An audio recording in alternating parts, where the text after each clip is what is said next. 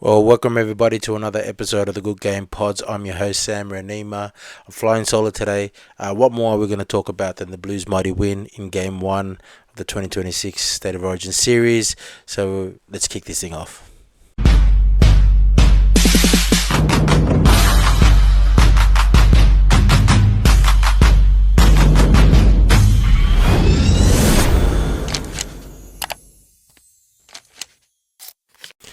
Well, we just wrapped up Game 1 at the Core Stadium here in Homebush, Sydney Olympic Park. And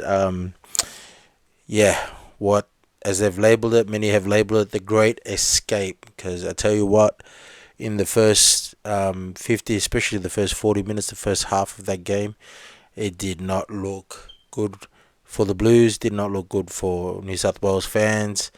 We just missed the jump from the beginning. Made plenty of errors in that first half, and Queensland got out to a 20-point lead, I think, after 16-17 minutes, and it just looked like they were rolling, and we didn't have any answers.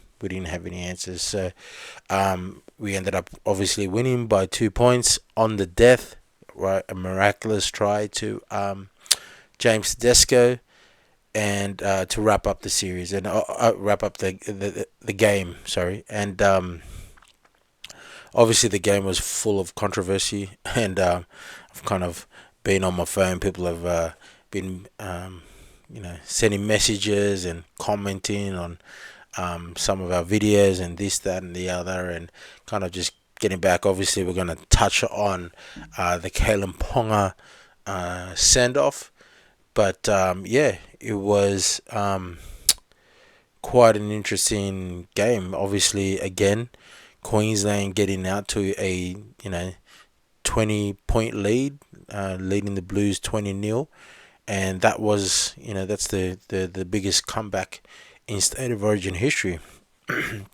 And I think what the first try to Robert Toya, coming from, ironically, Sam Walker grubber, and I know there was a lot of question marks. We're going to go into detail with Sam Walker's performance a little bit later, but a lot of people had a question mark over Sam Walker. Would he be able to handle the occasion, and how would he go? Because he was always, I guess, vulnerable to these kind of random plays. Kicking, grubbering on the first tackle, this, that, and the other, and he put off one of those grubbers that some of the guests on this podcast, some of us had our doubts over, that style of play and that unpredictability. Would he be too big for his own boots, so to speak, but he handled it. Obviously Sam Walker set up the first try for Robert Toya, then obviously Flegler went in for the second, and even if you're a New South Wales fan, I'm sure everyone is happy to see Flegler kind of back at the top, considering that he almost medically retired from a chronic shoulder injury, I think it was. Then obviously Hamasoy, Tabuai Fido going in, scoring off Cameron Munster grubber kick, to put them in front 18-0. And then obviously they had a penalty conversion to extend the lead to 20-0. And then we kind of came back, and we scored of Nathan Cleary grubber, Hudson Young running through, scoring there, and that set, I think that was 20 minutes into the game, and that was our first set in good ball, in Queensland's 20-meter zone, in good ball. Crazy that it took 20 minutes for us to get up the field. That's how much we were hurting ourselves with our handling errors, and went into halftime. 14 points down, scores 20-6, and the score remained that same up until the 57th minute, where controversy hit. Kohler makes a break down the left hand touch line. Sam Walker comes from behind, and say what you will about it. It was a shoulder charge from KP coming in on Kohler, hitting him high, shoulder to the head contact. And a lot of people were torn between with this decision. Did it deserve a send off, or just at least 10 minutes in the sin bin? And look, I think it was a struck match between the two. I'm happy with it. With the send off, obviously, it's man. This is the thing that's crazy about Origin, right? So I think it's impossible to be impartial with this. Like, it's so hard. It's just funny how, depending on what side of the border you're from, it's like everything, you're just wearing these lenses that just paint everything blue or paint everything maroon. Like, it's unbelievable. It's hard to separate. Everyone's so passionate about their states. Everyone's so passionate about where they come from, and so it's just hard to see any fault. If you're a Queenslander, it's like it didn't deserve to be sent off, and every Blues fan was wanting him out of the game, and game 2 and game 3. He should be suspended for all 3 games, I reckon. But yeah, it's just interesting to see a lot of the comments. But obviously that play, with in the 57th minute, 23 minutes to go, 22 minutes to go, kind of turned the tide, obviously. And the Blues were able to claw their way back and score right on the death. Obviously, the first try in that comeback was from Ethan Strange. Lovely work by Stephen Crichton. And then second try was Cleary, off the back of a 40-20. And then, we all know the last try, Teddy, brilliance, individual brilliance, taking a high bomb, fullback on fullback, the hammer against Teddy, and Teddy come up trumps, right? And we're going to go into, some of the things that, some of the questions over the game. Unfortunately, it's unfortunate that the game had to be marred by that send-off. To be honest, I believe it was a send-off. All right. But, people are torn between it. And unfortunately, what I've noticed is that that send-off has almost discredited the Blues win. Like, it's easy to come back from 14 points down with 12 men, in the defensive line. Like, it's state of origin. Like, everyone lives. And it's unfortunate. Like, I've been hearing a lot of comments, especially from New South Wales greats, that have said, like, they feel sorry for Queensland.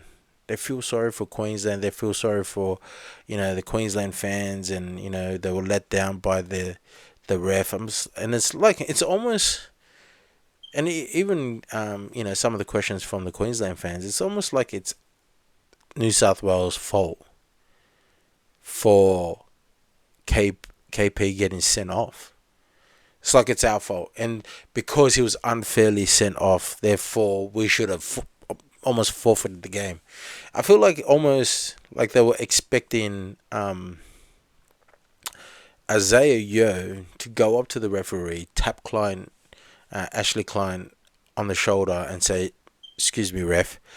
I know that you've sent off KP, but for the sake of all the critics, because if we win this with the play sent off, no one's going to take us seriously. So could you reverse that call and maybe have him sent to the bin for 10 minutes instead, just so that we can earn this victory?" Like I don't know what the fans want New South Wales to do. We can only play what's in front of us. So if Ashley Klein um, deemed that to be KP's hit to be an illegal hit and thought it warranted a send off, then that's the decision that he made. Like, why is it New South Wales's fault, and why does that take away from our victory? Right? Because they were a man short, and this is what's frustrating about this narrative and this situation. I don't know how Queensland have won the PR narrative, because if New South Wales still lost that game, right? 23 minutes to go. Queensland down a man, and we couldn't get the job done. It wouldn't hear the end of it. New South Wales just don't get Origin. Look at this Queensland spirit. New South Wales just they don't get it. Like, how could you blow that? That was your opportunity to come back. How can you lose that with Queensland had a man down. You're playing at your home ground, right? You're in New South Wales, and you lose that. Like, we wouldn't have heard the end of it if we had lost that. Like, all of a sudden, Queensland's gets Origin and New South Wales don't. But as soon as we do come back and we take advantage of that, then, oh man, you only won because KP was sent off. It was like, you're damned if you do, you're damned if you don't. Like, we can't win. So, yes, okay, KP was sent off. I get it. Some say it was harsh. For the most part, a lot of people agree. Should have went 10 to the bin. All right. Okay. Went 10 in the bin. But this idea that, because some have even said it, if KP didn't get sent off, Queensland would have won by 40.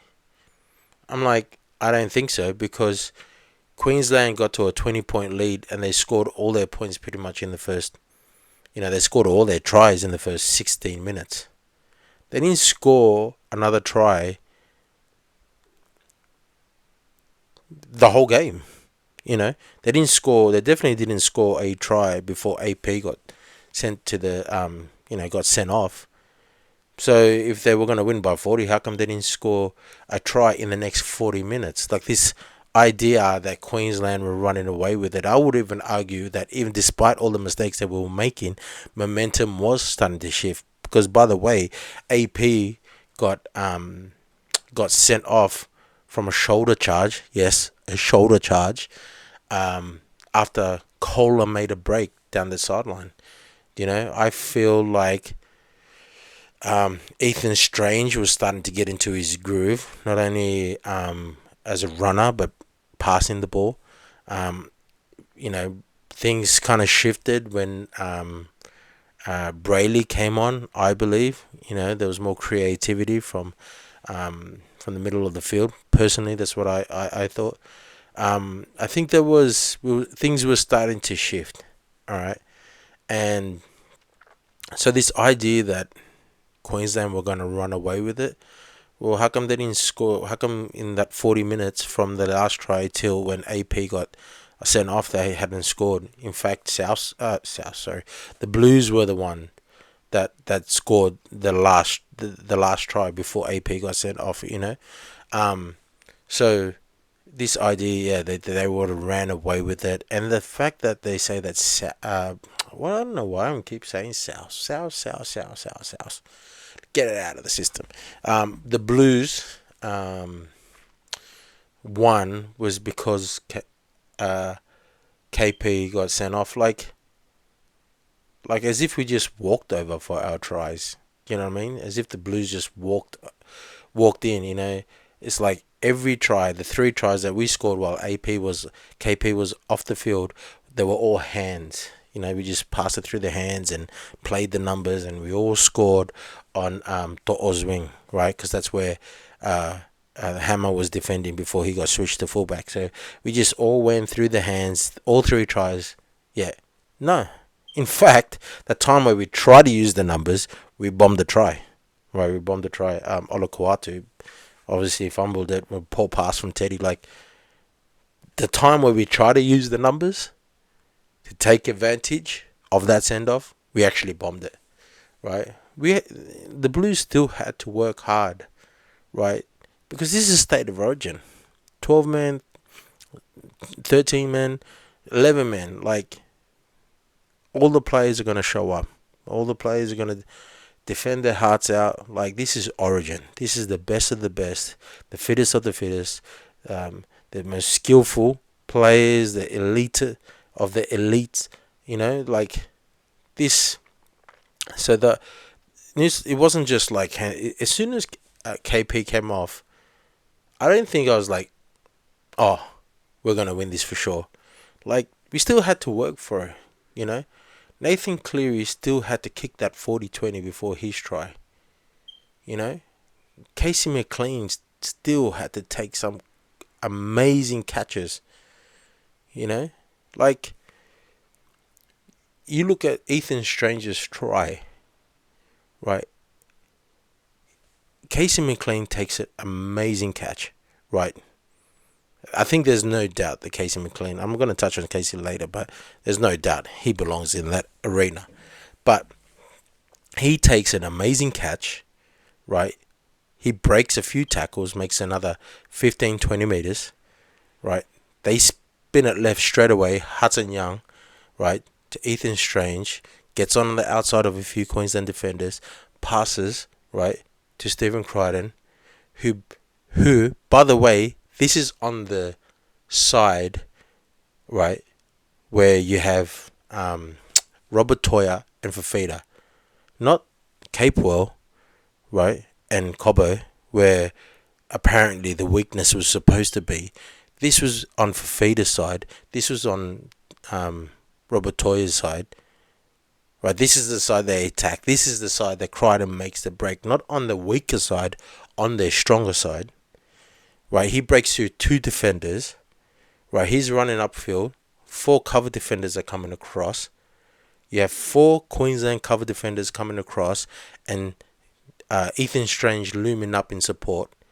So you have 4 Queensland cover defenders coming across, 2 New South Wales attackers. Right, and somehow Crichton draws them all, passes to Ethan Strange, who still had to hurdle, like it was at the Olympic Games, hurdle over Sam Walker. I had Tony Carroll knocking at that ref kind of flashbacks, all those years ago when he tried to hurdle the referee and pretty much knocked him unconscious. I had those flashbacks. So you have Ethan Strange still having some work to do, hurdling over Sam Walker. And Sam Walker's probably lucky he didn't cop a knee there and get knocked out himself, and score that try. Like, they still had to put in the work for that try. The lead up to Nathan Cleary's try, he had to kick that 40-20, man, and he had that. It was, I know some of the commentary was that because there were 12 men down, Jojo Fafita couldn't get deep. But even if he was deep, he wouldn't have been that deep. That was one bounce at the sideline. Like, pinpoint accuracy. Like, the Blues had to earn that field position through that individual brilliance from Cleary. Like, it wasn't just given to him. Off the back of that set, you had Katoni Staggs on the 4th tackle running on the sideline, gets tackled by Munster. Last tackle, Munster holds onto his leg. 6 again. Ill discipline. Right? Ill discipline. Didn't have to do that. They obviously, a couple of plays later, Nikora's laying in the ruck. Munster running way offside, because as he always does, he always jumps the line pretty quick. He overruns Nathan, so Nathan takes a hard line. Right. Little bit of craftiness from the middle from Brayley, gives a short to Cleary straight under the post. He earned that try from the 40-20. And the last try of the game wasn't or going through the numbers. I'm going to take advantage of our overlap over here. We're going to kind of run a lot of traffic to Capewell, who's a strong defender, right? He might not be a center, a clubland, but he was solid. So the last try of the game with Teddy, right? It was a Hail Mary, to be honest, so to speak. But Cleary bombs it. Again, it wasn't the numbers, it was a contest. 1-on-1, fullback on fullback. The hammer on Teddy, who I will argue the hammer is actually better under the high ball than KP. Teddy comes, scores a crazy try. He had to earn that. He's up against Hammer. Again, it wasn't like through the hands play, taking advantage of the overlap. New South Wales still had to earn that victory. I get it. Like, you might say we didn't deserve it, right? I don't necessarily agree with that because, yes, we had poor handling, right? Poor completion rate. And Queensland made us pay for that, right? So they punished us for our poor handling. I get that. Well, we were more disciplined in defense, right? We were more disciplined. We didn't get anyone sin bin. We didn't get anyone sent off, right? In fact, and I'm gonna go into it later, like the one we were worried about the most was Victor Radley. Mate, his shots were clean, legit, and actually changed the momentum in many cases. So, like, yes, okay, I don't think KP goes out intentionally to hurt people. He's not that kind of player, right? But that was ill discipline, right? He had plenty of time to pull out of that tackle. He did not make any attempt to wrap the hand. And people might say he didn't have time. Well, it was a right shoulder tackle. He went in with the left. Of course he's not going to wrap, right, at that time. He's not going to wrap his hand around Kohler. So, Queensland were punished for AP's ill discipline. Same way as New South Wales were punished for their poor completion rate. So there were players that were making a lot of errors. Like Brian To'o, I think made 3 or 4 errors. Like he won't play like that in game 2. That's for sure. Crider made a few errors. Olakawatu, like, but after all of that, we were still only 14 points down. You know what I mean? Like, yeah, maybe we should have been 30, 40 points down. But we weren't.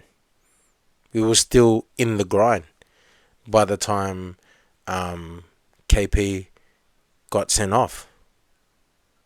And because we were still in the game by the time he got sent off, that's why we were able to come back. So we did earn it. We did deserve it. Yeah, I get it. Queensland were the better side for most of that game. But it's still an 80-minute game. So I don't like this. I don't like trying to dismiss the victory just because KP got sent off. Because again, if New South Wales didn't win that, all we would have heard till game 2 is that New South Wales don't get Origin. They don't get Origin. How can you not come back and win? They were one player down. They had a player sent off, and you were in front of your home crowd, and you still see. This is why New South Wales don't understand Origin. So we do take advantage of the situation, and now all of a sudden you only won because KP got sent off. It's like, can't win. So yeah, that's my thoughts on the game. And for the again, a lot of people.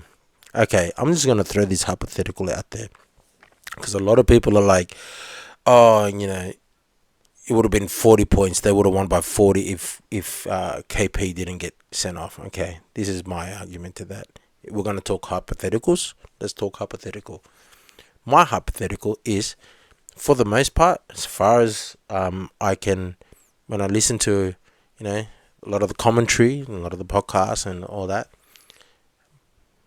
for the most part, the majority of people believe in real time that Cameron Murray's try was a try. Easily agree with that, right? Cameron Murray's try was a try. When you played in slow motion, yeah, it looks like he's playing the man. He's not playing the man, all right? He's moving his arms around Cape Wall to put it in a position to catch the ball, to make a play for the ball. Like, of course, he's going to work. It's like they want Murray. Like, if you want to try to get the ball in front of Cape Wall, you've got to make sure you don't touch him. So you go around him. It's like in real time, shoulder to shoulder, jostling for the ball. All right. So many people agree that Murray try should have been, that disallowed try should have been a try. All right. Hypothetically, everyone's doing hypotheticals. Let's say that was awarded a try. It should have been 20 points to 12 by the time KP got sent off. All right. So it should have been 20 points to 12 because that was a try. Now, taking that into consideration, if KP got sent to the sin bin, which even Queensland fans agree should have happened, right? At the very least, sin bin, they would have been happy with the sin bin. Okay, well, from when KP got sent off, right, within that 10 minutes, if he had been sin bin, within that 10 minutes, Ethan Strange scored, right? So Ethan Strange scored and Cleary missed the kick. Right, Cleary missed the kick, which would have put the score at 20 to 16 by the time he came back on. All right, 20 to 16 by the time he came back. It wouldn't have been 40 points in front. He wouldn't have been 20, 30, 40 points in front. It would have been much closer than that. All right, so I felt like I had to say that to get to kind of counter this narrative that Queensland would have ran away with it. They didn't score a try in 40 minutes. I don't know what do you mean run away with it. Like we were still in the game and we were playing shocking. But we hung in there. We still gave ourselves an opportunity. Like if the score was what, 32 to 6 by the time KP got injured, sent off, no one would have said anything. But because it was still 20 to 6, we were still in the game, and because of individual brilliance, some players, we came away with the win. I'm not taking away from the win. Like, you can't blame New South Wales or diminish the win because KP got sent off. It was a decision by the referee that the Blues can't control. We're just playing to what's in front of us, and we've been on the wrong end of a lot of those decisions in a lot of games in the past. We have been in the wrong end. All right, Justin Hodges, obstruction, running behind DCE, scoring. And, no one complained. No, I don't remember. I don't even know how I remembered that. It's in the past, but like you can't. We've been on the wrong end, and you know what? In the future, New South Wales will be on the wrong end of some of those decisions as well. It's just the way it is. You just got to play what's in front of you. In fact, I would even argue if you ask most New South Wales fans, and you ask them who do you want to ref game 2, Ashley Klein will be at the bottom of the list. Right, we've been on the game 2 last year. A penalty count against the Blues, 10 to 2. 10 to 2. I didn't hear any Queenslanders complaining about Ashley Klein then.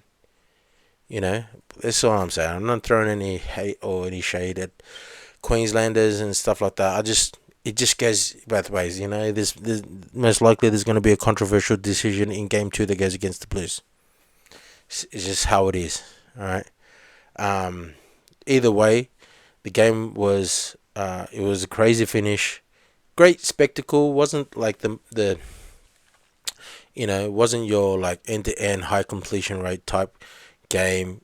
Kind of open attack, all this sort of stuff. The conditions force, I guess, the players to be a little bit more conservative, at least in New South Wales anyway. Well, we were trying to be in the first half. We just couldn't hold the ball. We couldn't play the ball. It was just, yeah, comedy of errors there for a bit. But look, I'm not taking away from the Blues win. Should KP have been sent off? 50-50. At the very least, he should have been sin bin. Again, we were robbed a try. Cameron Murray's try was a try. And the game would have been a lot closer if that was obviously awarded. So, yeah, I just wanted to kind of, I guess, a lot of people are, again, discrediting the win. Look, it's not our fault. All right, it's not the Blues' fault. They're just playing. I think I heard Mark Geyer say it was a hollow victory because of tell that to James Tedesco. Tell that to the Blues fans, the players that celebrated around Teddy when he scored that last try. Oh, what are you doing, boys? It's a hollow victory. Doesn't mean much. KP was sent off. It's like, anyway.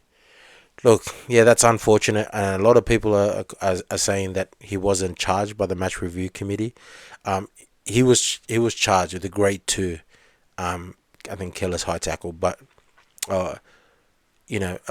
which is normally around a week or two in clubland. But there's some kind of new agreement there, State of Origin, that if something like that happens, grade 2 in State of Origin, you find a certain percentage of your match payment. So you can't look at the fact that he wasn't charged and suspended that he didn't do anything wrong. Actually, if he was playing a club, he would have got 2 weeks, right? So, yeah. Look, yeah, it was unfortunate. It was unfortunate for KP, but he's always had some technique issues with that. KP tends to do that a lot. Albeit he's usually doing it to save a try. In the corner when a winger's going in, he'll kind of like just kamikaze styles and go head first and try to shoulder charge and he's contacted people, leading with his head plenty of times before. So, yeah, look, it's an unfortunate way to end the game, but like we're not gonna go and say, oh, excuse me, Ash, can you like not send him off so that this is more of a spectacle to look the way the game's going, with concussions and head knocks and high contact. It's just it was the way it went. All right. So yeah. So yeah, man. So probably I'm just gonna touch on a few things about the games. One thing that impressed me is that a lot of the rookies stepped up. Man, State of Origin is in good hands. That's for sure. Again, Sam Walker. I think that's the most measured game I've ever seen him play. And to be honest, that's scary. That's scary because a lot of people thought, he can be, so random and unpredictable that, maybe some of these plays could hurt Queensland. But nah, he was well balanced. It was a good kind of, I guess, about good balance of his craftiness and that kind of off the cuff play, but then also, composure and leading into that game, they were, a lot of people thought that Cameron Munster would actually be, running the team, organising the team, and then Sam Walker would kind of take the back seat. But he was doing a lot of the organising. Sam Walker was doing a lot of the talking. I feel like his leadership qualities also was on display as much as his skill. And he will be the Queensland halfback for a long time. Off that performance, because he was just crafty. He had a good long kicking game. They didn't really, New South Wales probably didn't attack him in defence as much as they probably should have. Again, we were playing very conservative, but he was very solid, man, very solid. And I think surprised a lot of people that he is capable of, reining it in sometimes. And I think it's good signs for Queensland, regardless, even though you lost. If you had won that game, man of the match. I would say he would have been man of the match if Queensland came away with that. And it was just great to see that side of him, and it'll be interesting to see him take that. He would have learned so much. Just that short period in the Queensland camp, you saw the growth already, the maturity. Like I can just I'm looking forward to see how he takes that to clubland. Hopefully he doesn't play that good against the Bunnies, but I think it's good for the game. It's good for the young man. He's probably dreamed his whole life to play for Queensland, and I'm glad that he had a good game. Obviously I'm glad that we came away with the win, but I'm glad that he had a good game. Because I don't know, I like good players that play well and just hold themselves right, not only on the field, off the field. I think they're good ambassadors for the game. So that was great to see that side of Sam Walker, to be honest. And you know what? On his opposite side in the halves, Ethan Strange. Like, when Mitchell Moses went down 2 days before kickoff, a lot of people were confident with Ethan Strange, but he's a completely different player to Moses. It was just going to be interesting. I don't think his toughness was in doubt. He's tough, he's strong, and he's tough. And I don't think that was in doubt. It was just whether he was going to get involved and get some quality touches, or and he did. Like, I think at the beginning of the game, he was kind of easing into the game through his defense.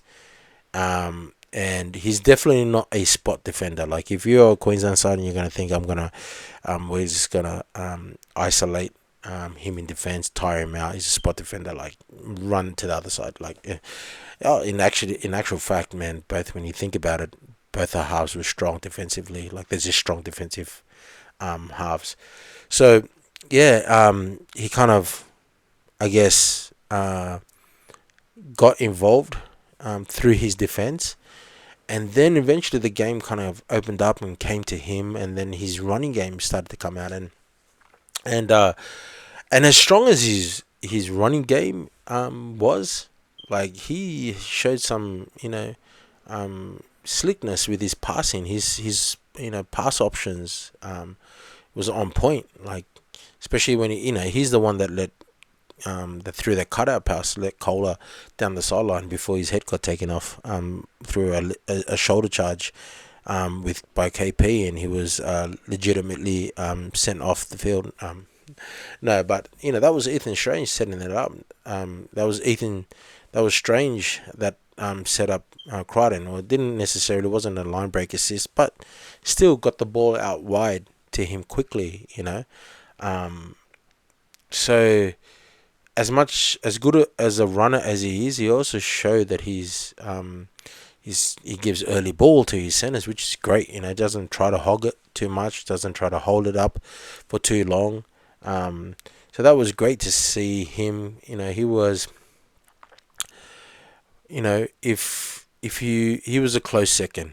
A lot of people had him as man of the match, but he was definitely a close second. But one thing is for sure, that was a great debut and showed that he can handle Origin. He's tough, he's big, he's strong, fast. He made that one error where he passed off the ground, and probably got a little bit too excited, but solid throughout the whole game. And it'll be interesting. It's probably selection headache for Daly coming into game two. Whether he goes back to Moses or whether Strange earned his spot, retains his spot. I don't think you can lose either way. Uh, you know, Strange would definitely be in the side, whether he's a 14 or whether he's a 5'8". He's in the squad, all right, and it will be for a long time. Um, Kola displayed some really great handling skills, uh, especially when we couldn't hold the ball for that first half. He was solid, consistent. Um, had better handling skills than his other winger. To'o, again, he won't play like that in game two, but Kola was kind of tested a few times under the high ball, and I had my doubts in that area because of his game against Penrith, where he dropped a couple of high balls, but he stuck solid, and he was good under the high ball. I don't think his speed was kind of utilized because of the wet conditions. So, on a dry track,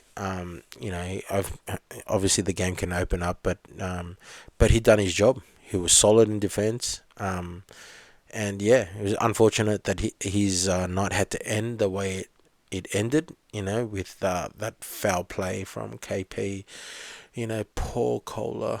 But anyway, KP gets to play while Kola misses 2 games. Anyway, not trying to prove my point at all. But yeah, Kola, solid defense. One thing's for sure, he didn't have a shocker. And he'll be there. Unless Daly decides to go with McLean, because it's unfortunate what happened to Kola, but the silver lining was that McLean were able to get a free substitution with McLean, and not only was it were we able to put him on, but we're able to see and get a taste of what it would be like if he played Origin, and I tell you what, he did not disappoint. He's strong, and probably because he plays center for the Panthers, we don't really get to see him much under the high ball. He's gone under the high ball, and man, I think he bombed a try. There was an opportunity to them. I feel like if he had put the foot down, he could have scored. It was only 10 meters out from the line, 5 meters out from the line. But that's when he passed to Crichton, and Crichton lost the ball. But he could have put the foot down, and there was a strong possibility he could have scored. But that was I guess, again, it's not a good thing that Kola got knocked out, but the blessing in disguise is that we were able to get a glimpse of McLean and see what it would be like, how he would handle the Origin arena, and he was attacking some of them bombs. So yeah, he looked good, man. He looked good. He looked strong. He's gonna be better for it. And if anything happens to the way he was taking some of them high bombs, it's like, man, he could play fullback. But it's good to know that we've got some of these young players. If anything happened at all, now that we've seen it, you wouldn't be gun shy to giving him an opportunity. That's for sure. He doesn't seem like a rookie. Obviously, it was his first state of origin, but Victor Radley, man. Victor Radley, when him and Cameron Murray came on, they tightened up that defense, the middles. They tightened up the middles, and Radley, and I wish I had clipped this, and I said this, in a few episodes ago. I didn't think they were going to pick Radley. But I did say that we needed someone like Radley. I would have been happy if they picked Radley, but just someone that just had solid defense, and someone that could put on a clean hit that could motivate players and that could, keep other players accountable to be like, come on, man, let's do this, let's defend, let's tackle hard, like, and you could tell he was very conscious about not hitting anyone high. Like, I don't think he was conscious about not getting sent off. A lot of people made the argument with KP hit Kohler, like if that was Victor Radley, right, you get 10 weeks. But yeah, solid performance. I actually like the fact that everyone was talking about Isaiah Yeo and Cameron Murray's passing game. They didn't really pass too much. Bradley passed a bit though, not too much, but he's the one that gave it to Cleary before he put the grubber through for Hudson Young. You ever actually watch that replay? Because of his running threat, obviously he's a runner, he's a forward, right? Cotter got a little bit hesitant. He pulled up while Harry Grant on his inside and Sam Walker were kind of sliding. As soon as Radley got the ball, Cotter kind of got on his bike, as they say, and which that half a second, just him holding up a little bit too long, gave Cleary that gap for him to kick through, which was a no-look grubber, by the way, which is crazy. I've never seen him do that for Hudson Young, obviously. So, yeah, Radley has that passing skill, the pass threat, as well as that running threat. And he was solid in defense, man. That hit that he put on Harry Grant, like the good Ray Warren would say, or Rabs would say, he hit him with everything but his birth certificate. Including his birth certificate. Hit him with everything, including his birth certificate. Yeah, Radley was solid, and I think long overdue. Like, that was his first game. Looked like a vet out there. Yeah, Brayley, I thought Brayley, he only had like, quarter of a game, but I feel like he was a little bit more creative out of dummy half. He can kind of sprint out and attract the markers, and he can get to the across A and B defender very fast, and suck in that B defender to give his halves a little bit more space out wide. Like, he gets out very, very quickly. Even that try that he set up for Nathan, that was quick thinking. He engaged. You had Nikora on the ground, so you only had one marker. Obviously, Hammer defending in the line. I think it was Capewell that was at A defender, and Cameron Munster running past the ball, way offside if you look at it. By the time Brayley picks up the ball, he's already 3 meters from the try line. Anyway, and he comes up, engages first marker, and short ball to Nathan Cleary. So yeah, I think he had a bit of he jumps out a lot faster than Robson. Not saying that Robson played bad, he's solid. But I think I would start Brady. I think after that game, seeing what he offered at a dummy half, I would start Brady. There was even some short side raids where he just popped out and runs direct, and just sucks in the markers.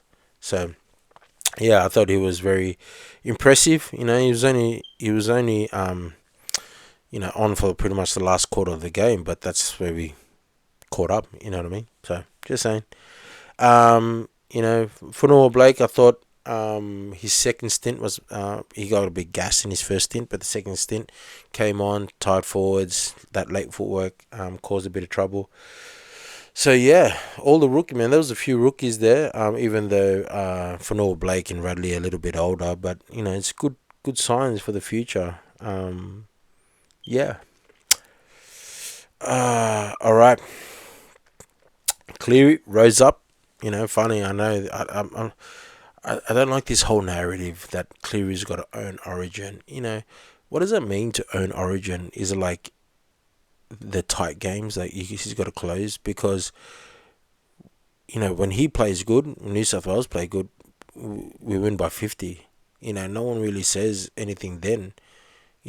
But this whole narrative of him having to own Origin or New South Wales is his team. Like, no one said that when JT, Cooper Cronk were playing.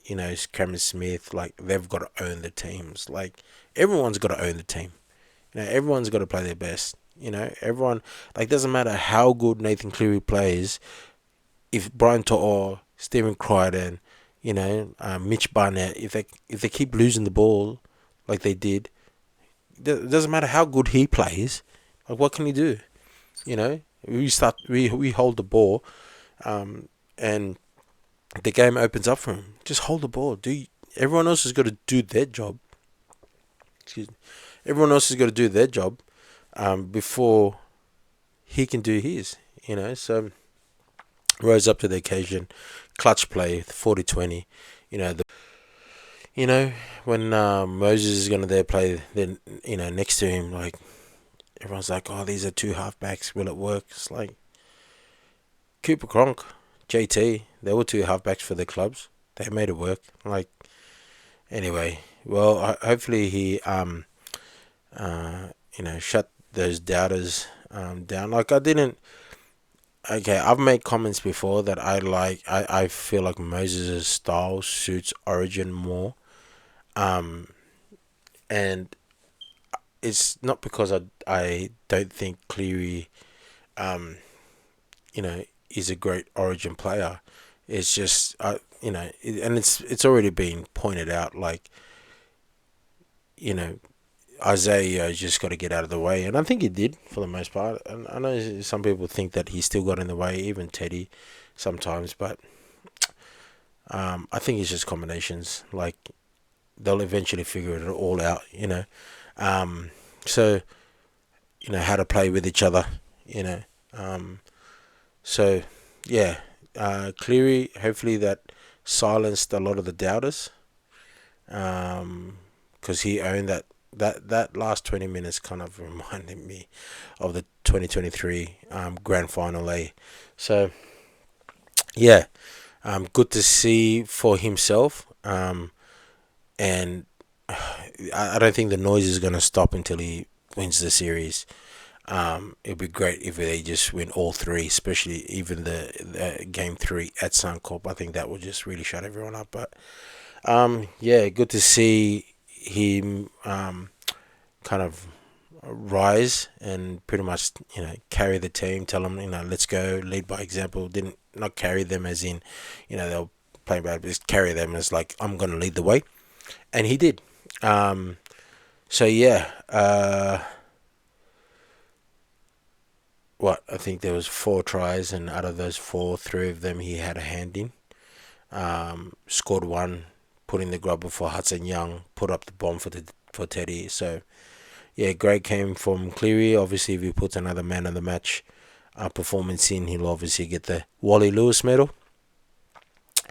So yeah, so that's my kind of, I guess, breakdown of the game. It was an emotional roller coaster. I thought we were done. To be honest, I thought we were done. I don't agree that if KP did not get sent off, like, Queensland were going to run away with it. They weren't running away with it already. So yeah, I'm just relieved that we're 1-0 up. It's just so much better than going into game 2 knowing that you got to win, otherwise you're done. So it'll be interesting to see, who comes. Payne Haas will be back. Latrell Mitchell should be back for game 2. So yeah, there's definitely room for improvement for us. I'm just gonna go through quickly.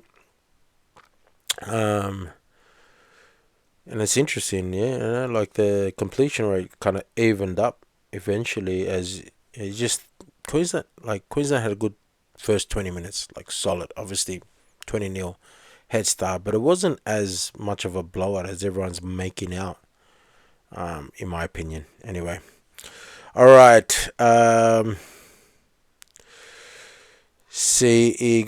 Sharks. Sea Eagles this week. Friday night game.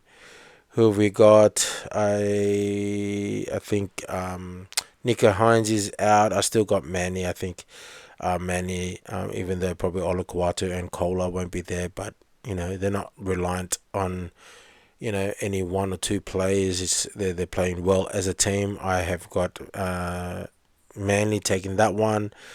Knights and Eels on Saturday. First game on Saturday.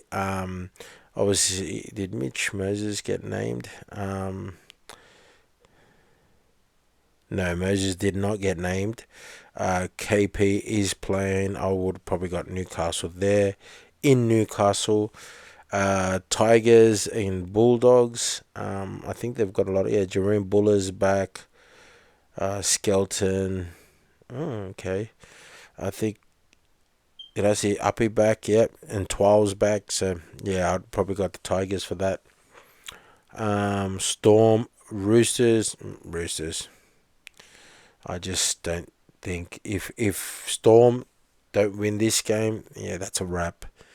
That's a wrap. Broncos, Dragons. Oh, poor Dragons, man.